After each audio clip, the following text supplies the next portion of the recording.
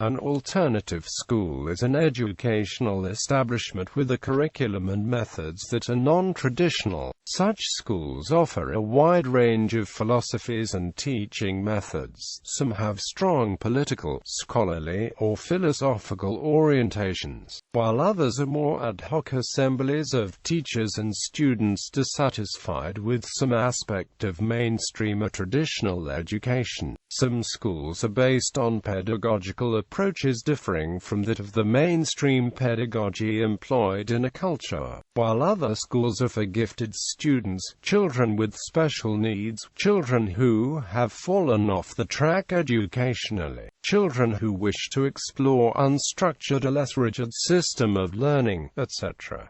Features of alternative schools. There are many models of alternative schools, but the features of promising alternative programs seem to converge more or less on the following characteristics. The approach is more individualized.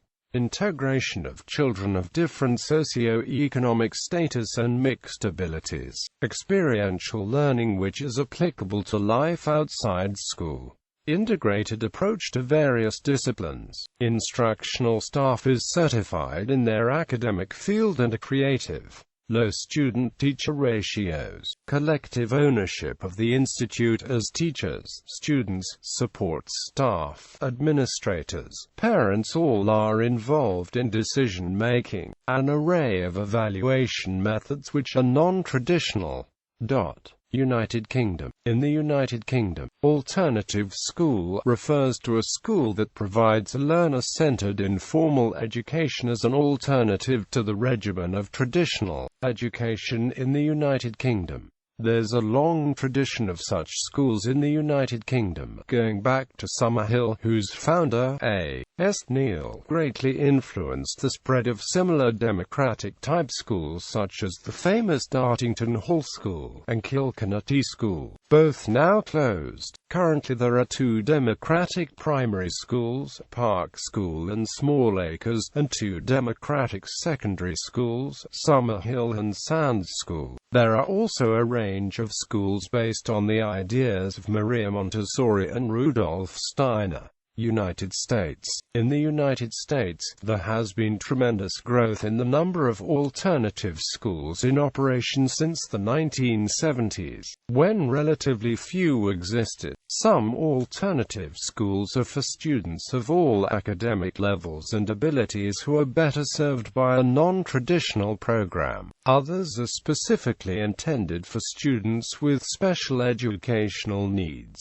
address social problems that affect students, such as teenage parenthood or homelessness, or accommodate students who are considered at risk of failing academically. Canada. In Canada, local school boards choose whether or not they wish to have alternative schools and how they are operated. The alternative schools may include multi-age groupings, integrated curriculum, a holistic learning, parental involvement, and descriptive reports rather than grades.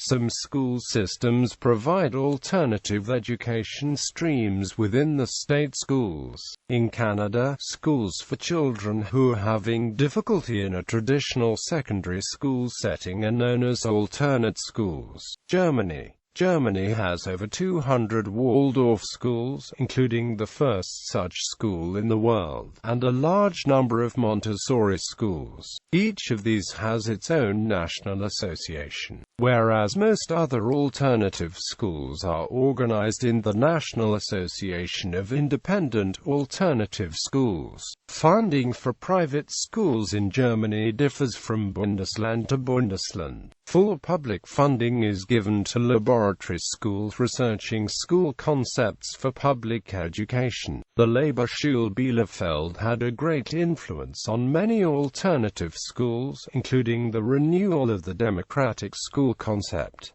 South Korea. In South Korea, alternative schools serve three big groups of youth in South Korea. The first group is students who could not succeed in formative Korean education. Many of these schools serve students who dropped out during their earlier school years, either voluntarily or by disciplinary action. The second group is young immigrants. As population of immigrants from Southeast Asia and North Korea is increasing, several educators started to see the necessity of the adaptive education specially designed for these young immigrants. Because South Korea has been a mono-ethnic society throughout its history, there is not enough system and awareness to protect these students from bullying, social isolation, or academic failure. For instance, the dropout rate for North Korean immigrant students is 10 times higher than that students from South Korean students because the major challenge is initially to adapt to South Korean society, not to get a higher test score. The other group is students who choose an alternative education because of its philosophy. Korean education, as in many other Asian countries, is based on testing and memorizing. Some students and parents believe this kind of education cannot nurture a student thoroughly and choose to go to an alternative school that suggests a different way to learn for students. These schools usually stress the importance of interaction between other people and nature over written test results. The major struggle in alternative schools in South Korea are recognition, lack of financial support, and quality gap between alternative schools. Although South Korean public's recognition to alternative education has deliberately changed, the progressive education still is not widely accepted. To enter a college, regular education is often preferred because of the nation's rigid educational taste on test result and record. For the same reason, South Korean government is not actively supporting alternative schools financially. Hence, many alternative schools are at risk of bankruptcy, especially the schools that do not or cannot collect tuition from their students. Most Southeast Asian and North Korean immigrant families are financially in need, so they need assist from government's welfare system for their everyday life. It is clear that affording private education is a mere fantasy for these families. That phenomenon, at last, causes a gap among alternative schools themselves. Some schools are richly supported by upper-class parents and provide variety of in-school and after-school programs, and others rarely have resource to build few academic and extracurricular programs as such. India has a long history of alternative schools. Vedic and Gurukul systems of education during 1500 BC to 500 BC emphasized on acquisition of occupational skills, cultural and spiritual enlightenment in an atmosphere which encouraged rational thinking, reasoning among the students. Hence, the aim of education was to develop the pupil in various aspects of life as well as ensure social service.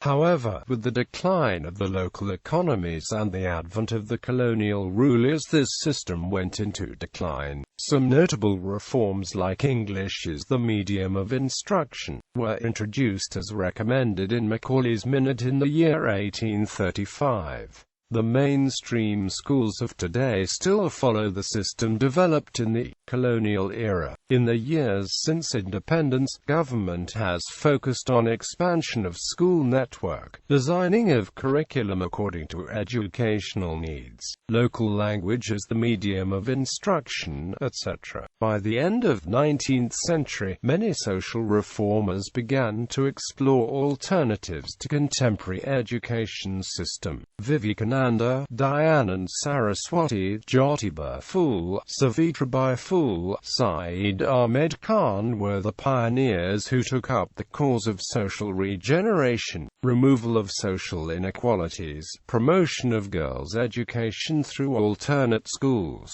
In the early 20th century, educationists create models of alternative schools as a response to the drawbacks to mainstream schools which are still viable. Venerable Rabindranath Tagore's Shanti Niketan, Jiddu Krishnamurthy's Rishi Valley School, Sri Aurobindo and Mother's Sri Aurobindo International Centre for Education, popularly known as ashram schools, and Walden's Path Magnet School are some of the examples. An upsurge in alternative schools was seen in 1970s onward, but most of the alternate schools are the result of individual efforts rather than government. The establishment of National Institute Open Schooling in 1989 by Ministry of Human Resource Development was one of the steps taken by the government which took all such schools under its wings. NIOS provide platform for the alternate school children to take government-prescribed examination.